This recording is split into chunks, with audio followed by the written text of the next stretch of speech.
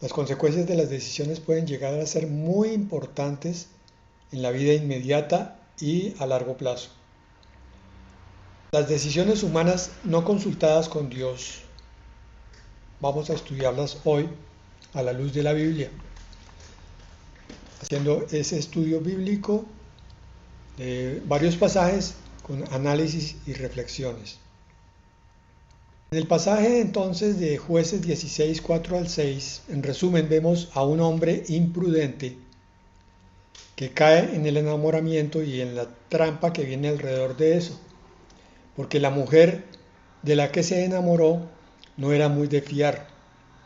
Prácticamente se vendió, dice la palabra, por 12 kilos de plata que cada uno de los filisteos le iba a dar. Era mucha plata. Y entregó entonces a Sansón.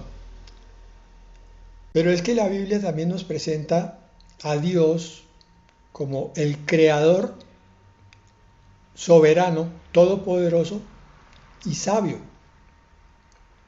Y el consejo de este creador es esencial para la vida humana, para las decisiones humanas.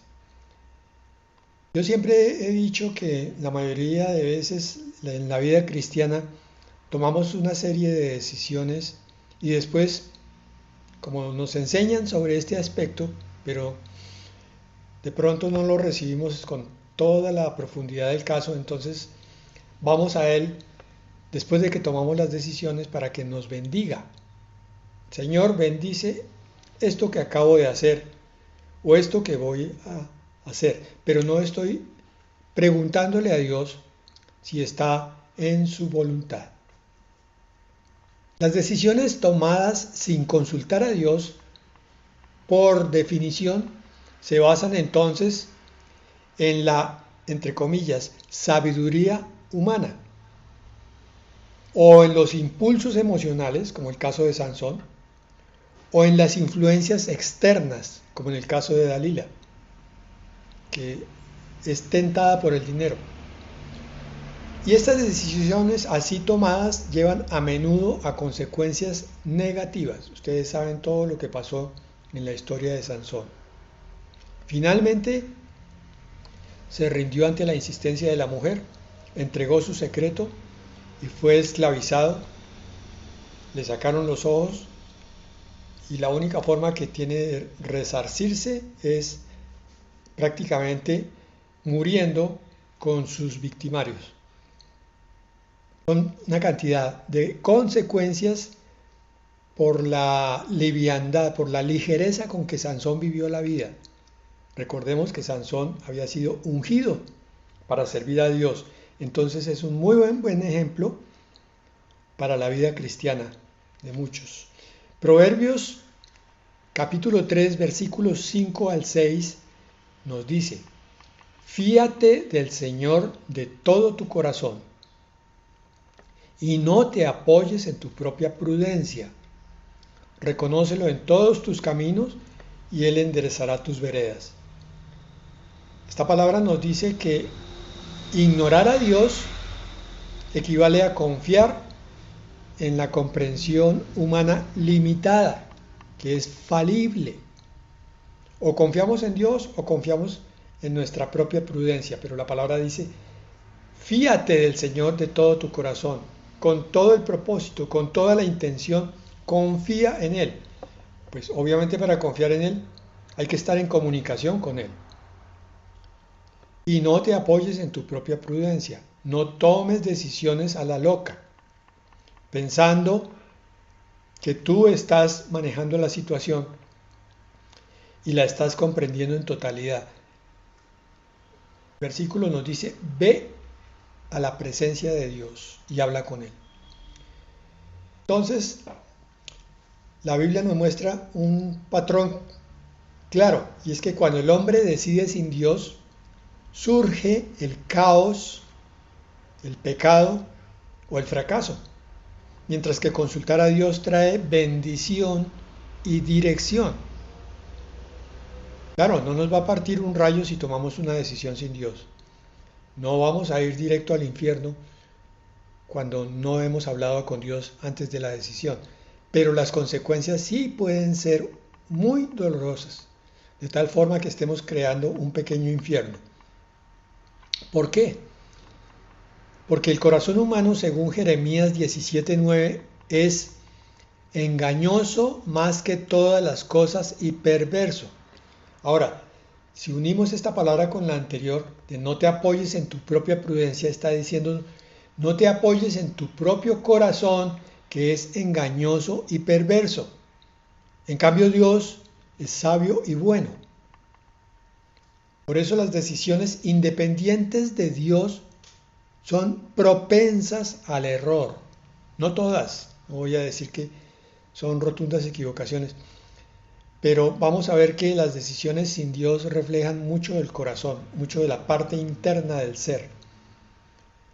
Entonces, en primer lugar, analicemos el pecado original y la autosuficiencia de Eva y de Adán.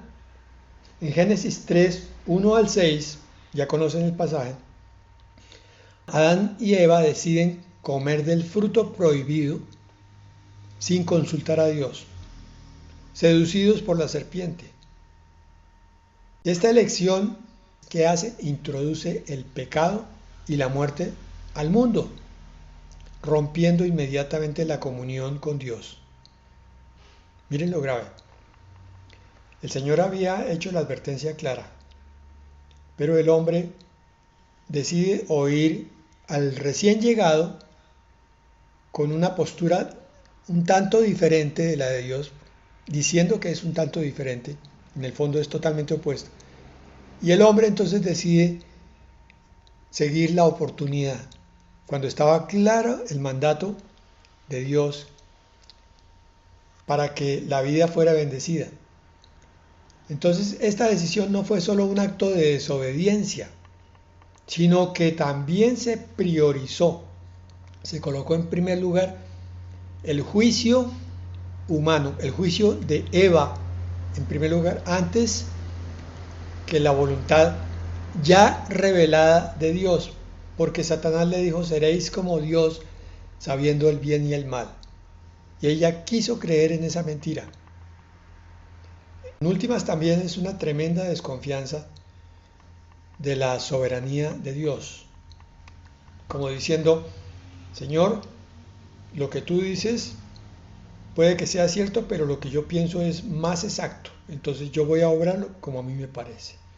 Estamos viendo ahí cómo surge toda la soberbia y todo el orgullo que hay dentro del corazón humano.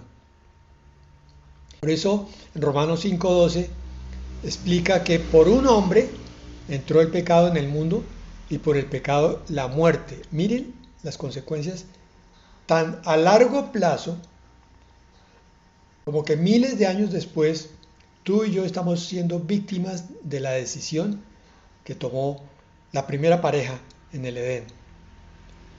Y la pregunta es, ¿será que nuestras decisiones también dejan marca a largo plazo en las generaciones venideras?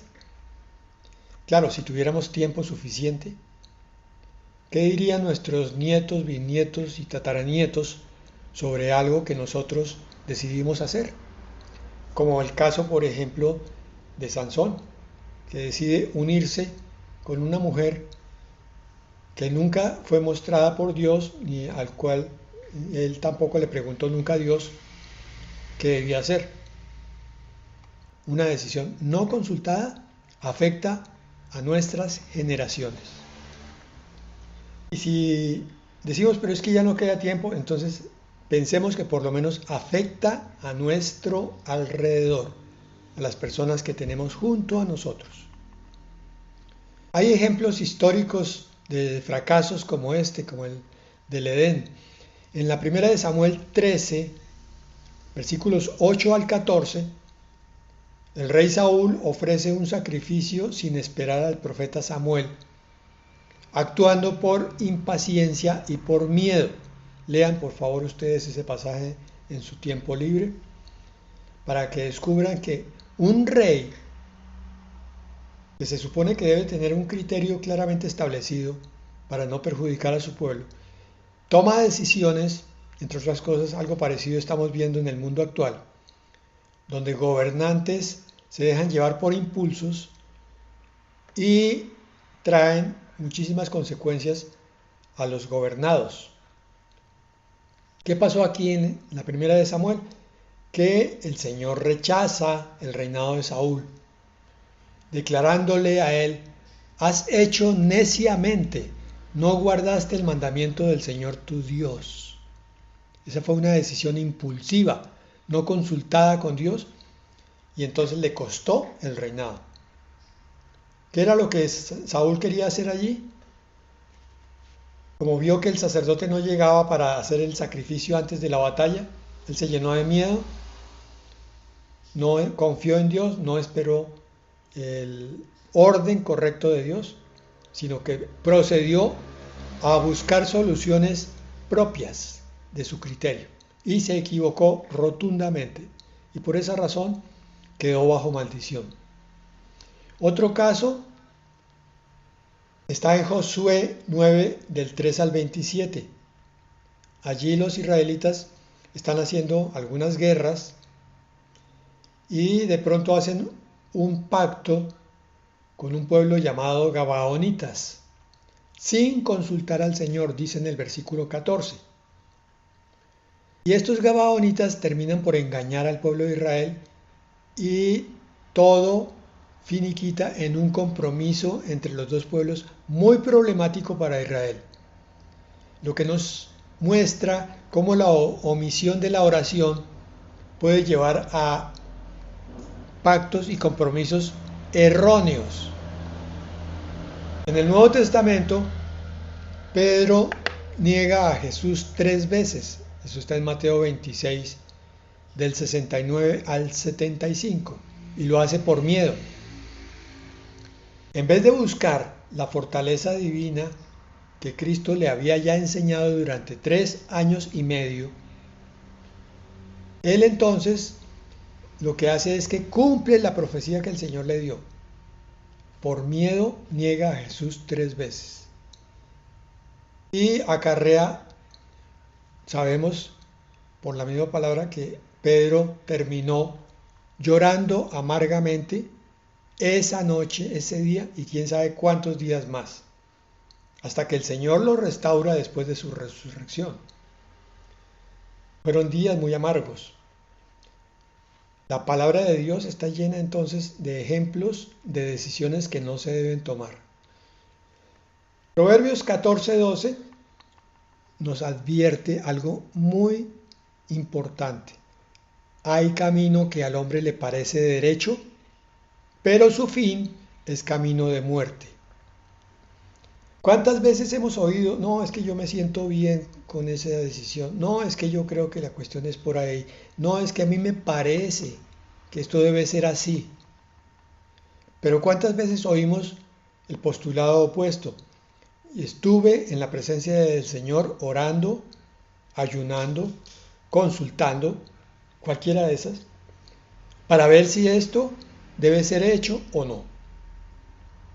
Decisiones que parecen lógicas, como es el caso de Lot, cuando hablando con Abraham decide escoger Sodoma por su fertilidad, en Génesis 13, del 10 al 11, sin consultar a Dios, y terminó todo ello en destrucción. Nos lo muestra Génesis 19. En Santiago 3, versículos 15 al 17, se nos muestra lo opuesto. La sabiduría terrenal dice que es allí terrenal, animal y diabólica, contra la celestial, que es pura y pacífica.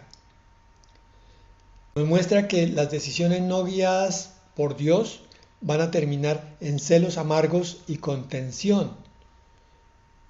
En vez de que el consultar a Dios siempre va a producir frutos de justicia. Yo sé que entonces algunos van a decir en algún momento, ahora o más adelante: pero entonces tengo que preguntarle a Dios si me tengo que levantar ya o tengo que bañarme ya. No, hermanos, estamos hablando de decisiones importantes que van a marcar la vida en aspectos cruciales. Primero, tú tienes una disciplina para tu cuerpo que debes seguir para mantener el orden. Entonces, muy bueno si mientras estás haciendo la disciplina, hablas con Dios. Te levantas después de haber orado. O mientras te estás levantando, estás hablando con Dios. O mientras te bañas, hablas con Dios. Pero estamos hablando de decisiones que marcan la vida de formas importantes. Por ejemplo, ¿qué carrera estudio? ¿Este puesto que me ofrecen será el adecuado? El salario que me están ofreciendo es muy llamativo, pero las condiciones no lo son tanto. ¿Qué hago? Esta persona con la cual estoy hablando me parece simpática. ¿Debo profundizar la relación o no? ¿Debo comprar esto para mejorar mi situación o esperar? Todas esas son decisiones que debieran ser consultadas con Dios, porque pueden marcar caminos bastante complicados. En Isaías 31 dice: ay de los hijos que se apartan, dice el Señor, para tomar consejo y no de mí, para cobijarse con cubierta y no en mi espíritu, añadiendo pecado a pecado. Cuando dice este ay, está mostrando que hay algo en el corazón del que no sigue el consejo del Señor y no se cubre con el espíritu. ¿Cómo lo llama la Biblia? Rebelión. El hecho de consultar nuestras decisiones con Dios está marcando una actitud espiritual que tiene que ver con la humildad, como lo vamos a ver más adelante. Hay una invitación constante en la Biblia de consultar a Dios. La Biblia no solo condena la autonomía, sino que ofrece soluciones y alternativas. Por ejemplo, en Santiago 1:5 dice: si alguno de vosotros tiene falta de sabiduría, pídala a Dios, el cual da a todos abundantemente y sin reproche, y le será dada. ¿Qué es lo que pasa aquí? Cuando leemos este versículo pensamos en la sabiduría como acumulación de conocimientos. No, no se trata de eso. Aquí está hablando de la sabiduría que es necesaria para vivir la vida sabiamente, justamente. Para vivir la vida tomando decisiones cada día de acuerdo a la palabra de Dios. Entonces, si tú sabes lo que dice la palabra con respecto a tu situación, es porque Dios te está hablando a través de la palabra. Pero si no sabes cómo decidir y no recuerdas un versículo que te oriente, entonces ve en oración al Señor y pregúntale: pastor, pero eso es mucha pérdida de tiempo. Hermanos, la Biblia no llama pérdida de tiempo, lo llama paciencia. Y la paciencia lleva a sabiduría. La paciencia produce perfeccionamiento. En el Sermón del Monte, en Mateo 6:33, uno de los versículos más olvidados en la vida cristiana práctica dice: mas buscad primeramente el reino de Dios y su justicia, y todas estas cosas os serán añadidas. Buscar primeramente el reino de Dios, y lo correcto es hacerle consulta. Señor, ¿y esto es lo que tú quieres, Padre? Miren, no todo lo que parece bueno está dentro de la voluntad de Dios. Hay decisiones muy importantes con respecto a las iglesias, a las congregaciones y a la vida cristiana individual que parecen buenas. Por ejemplo, estoy muy cansado, voy a descansar prendiendo el televisor.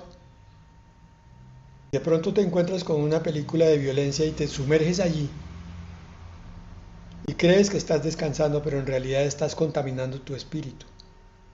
Si hubieras preguntado al Señor, probablemente Él te había dicho: mi espíritu te fortalece, Él te renueva, te da alas como de águila. Él renueva las fuerzas del cansado, dice. pero para eso hay que ir a la presencia de Dios. Entonces, ¿qué es lo que pasa? Que la carne prefiere el deleite terrenal en vez de ir a la presencia de Dios. Y por eso vemos tantas vidas cristianas tan endebles, tan débiles y tomando tantas decisiones tan equivocadas y después agobiadas por las consecuencias. La comunión con Dios no es algo de momenticos, es algo continuo. Es estar hablando en todo momento con Dios, aún haciendo cosas que son para el mundo. Porque estos pasajes que hemos visto nos revelan que las decisiones no consultadas con Dios surgen del orgullo o del miedo o de la ignorancia, llevándonos a separación espiritual con Dios y a consecuencias prácticas dolorosas. Dios, en su bondad, siempre ofrece guía infalible. En Salmos 32:8, un pasaje que es bueno grabar en el corazón, dice el propio Señor: te haré entender y te enseñaré el camino en que debes andar. Mira esa palabra, para que no te parezca exagerado el tema. Es el Señor el que nos hace entender el camino por donde vamos a andar. Es el Señor el que nos enseña el camino. Pero ¿cómo voy a entender y cómo voy a ser enseñado si no estoy en comunión con Él? Si no estoy yendo a su presencia a hablar con Él. El camino en que debo andar. Y hay cosas grandes en el camino, decisiones grandes, pero también hay cosas pequeñas que van lesionando, van debilitando el espíritu si no están hechas de acuerdo a como Dios dice. Entonces, reflexionando profundamente, las decisiones humanas no consultadas con Dios van a reflejar una idolatría sutil al yo como centro de la vida, en lugar de Dios. Por eso es que es tan crítico este tema. Pensábamos que era solamente cuestión de, pero si las decisiones no son tan graves, no son tan importantes las que tengo que tomar, yo las puedo decidir. Estamos descubriendo que hay algo muy, muy oculto en aquella persona que está viviendo su vida a su modo, en vez de buscar la guía de Dios.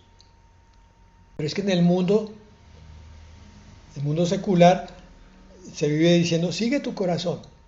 Pero en cambio la Biblia nos dice que eso es una ilusión, ya que el corazón es engañoso y perverso. Nos lo dijo ¿qué? Jeremías 17:9. Esto no implica lo que estamos viendo aquí, sumisión, no implica una pasividad absoluta. Entonces yo no puedo hacer nada si no voy a la presencia de Dios. Entonces simplemente me siento a no hacer nada y a preguntarle todo. No, esa no es tampoco la actitud. Es una actitud de sumisión activa, de rendición a Dios, de hacer lo que tengo que hacer, pero pidiendo que Dios me tome de la mano para caminar juntos por el camino que tengo por delante. Consultar a Dios mediante la oración, mediante el estudio de la palabra o mediante el consejo piadoso de otra persona. Eso hace que mis decisiones se transformen en actos de fe. Es muy diferente.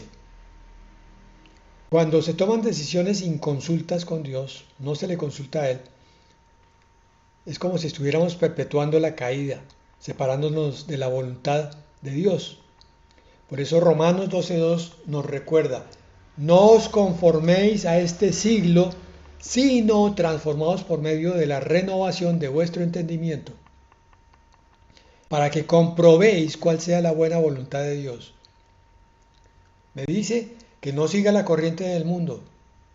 Allá dice, es que el corazón del líder, es que el corazón exitoso, es que el ciudadano emprendedor, el que tiene fuerza de voluntad, Pero la palabra dice, no se conformen a este siglo. No piensen como piensa el mundo. No crean las mentiras del mundo, porque finalmente son mentiras de Satanás. Todos esos planteamientos del mundo son repeticiones de lo que Satanás le planteó a Eva. No hay que obedecer a Dios simplemente, sino transforma tu mente, transforma tu pensamiento con la mente de Cristo. ¿Cómo? A través de la renovación de la palabra. Cuando tú permites esa renovación en tu mente, entonces vas a comprobar que la voluntad de Dios sí era buena. Lo vas a comprobar y te vas a gozar. Vas a ver que la decisión de Dios era mucho mejor que la tuya. Vas a ver que la decisión tuya te hubiera llevado a equivocaciones graves. Vas a ver que el Señor está siempre a tu lado y pendiente de ti y quiere siempre lo mejor. Tenemos que aprender a enseñarles a los nuestros, a nuestros hijos, las decisiones sobre carreras, sobre relaciones, sobre finanzas, porque ignorar a Dios puede llevar a estrés, arrepentimiento o vacío.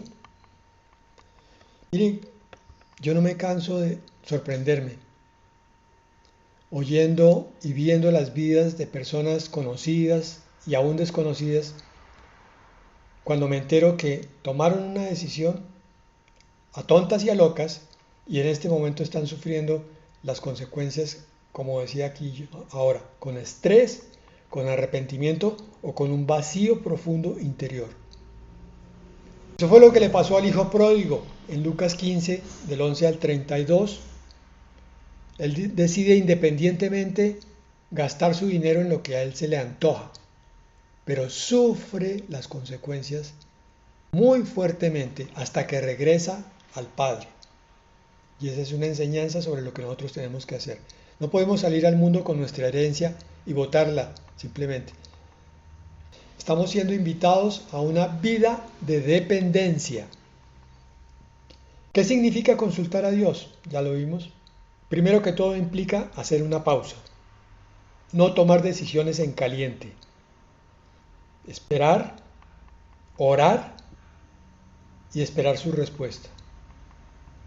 Esta actitud fomenta la humildad, porque terminamos entonces reconociendo que los pensamientos de Dios son más altos que los nuestros, como nos dice Isaías 55, del 8 al 9. Tomar una decisión entonces significa instalar los pensamientos de Dios en vez de los míos, que son pequeños, mezquinos, egoístas, cortos de entendimiento. Aplicar entonces esta dependencia a Dios trae libertad, porque son decisiones alineadas a la voluntad de Dios. Eso no significa que no vaya a haber pruebas, aún con el asentimiento de Dios, pero las pruebas llevan en sí mismas un propósito eterno y una salida natural con una paz sobrenatural. Es muy distinto enfrentar una situación dolorosa cuando sabes tú que estás obedeciendo lo que Dios te dijo. Ahí puede venirse el mundo encima porque sabes que estás en las manos de Dios. Es muy distinto cuando sufres las consecuencias de una decisión tuya. Hay agonía. Por último, entonces la Biblia nos urge a hacer de la consulta divina un hábito para que transformemos vidas ordinarias en testimonios para su gloria. Cuando podamos levantarnos y decir, el Señor me guió hacia acá, donde estoy en este momento, Él me ha traído paso a paso, porque Él me ha mostrado lo que Él ha querido para mí. Y le doy la gloria a Dios que yo pude abandonar esa bendita egolatría de querer decidir por mí mismo. Una conclusión final es que creo que en el fondo del corazón de muchos cristianos hay miedo a obedecer la voluntad de Dios. Porque piensan que Dios no les va a dar las cosas como ellos quieren o en el tiempo que quieren o como las quieren. Entonces siempre terminan tomando las suyas en constante rebelión y por eso no ven bendiciones en sus vidas.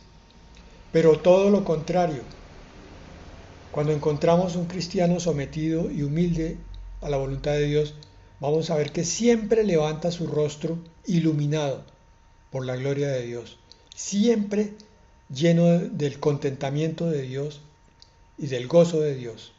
Amén y amén.